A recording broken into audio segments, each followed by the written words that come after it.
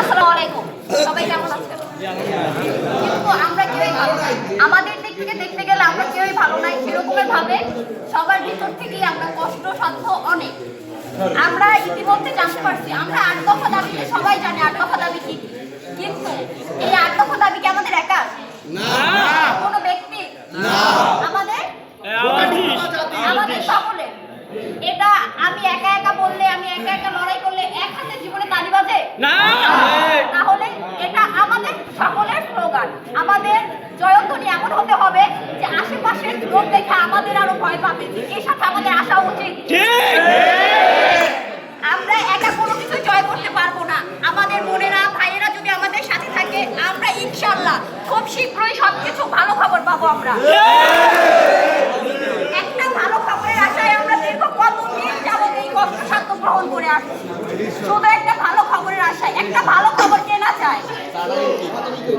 এভাবে আমাদের এটা কিন্তু আজকের লড়াই না, সৃষ্টির শুরু থেকেই আমরা এই লড়াই করে আসছি। আমরা এগিয়ে হয়তো কেউ প্রথম বর্ষে, দ্বিতীয় বর্ষে, চতুর্থ বর্ষের দীর্ঘদিন না, কিন্তু বিগত যারা চলে গেছে এই লড়াই তাদেরও ছিল, কিন্তু কেউ পেয়েছে কেউ পায় নাই। আমরা চাই আমরা যেটা না পাই সেটা আমাদের ভবিষ্যৎ প্রজন্ম পাক।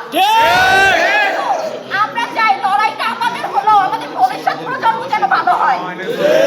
আমরা যেটা না পাই সেটা অন্য কেউ পাক, কিন্তু ভালো হোক। আমরা এভাবে হাত গুটিয়ে বসে থাকলে হবে না, সবাইকে একসাথে জনতালি দিতে হবে, রাজপথে নামতে হবে।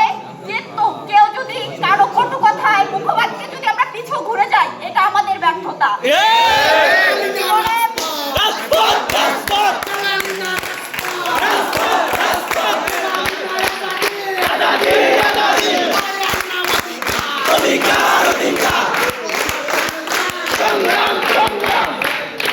স্লোগান এমন হতে হবে যে আমাদের যারা আমাদের কটু কথা বলেছে, যারা আমাদের ধিক্কার করেছে, যারা আমাদেরকে নিন্দা জানিয়েছে, তাদেরকে আমরা নিন্দা জানাই। এখানে কারো নিজস্ব কোনো দল নাই, আমরা সবাই কি ছাত্র জনতা।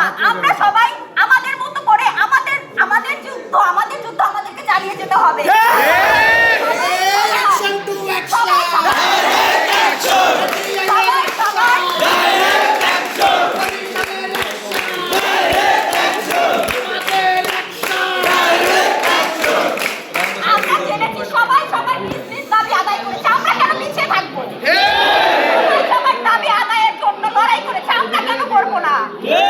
সবাই সবার অধিকারের জন্য, সবাই সবার অধিকার প্রাপ্ত, যে অধিকার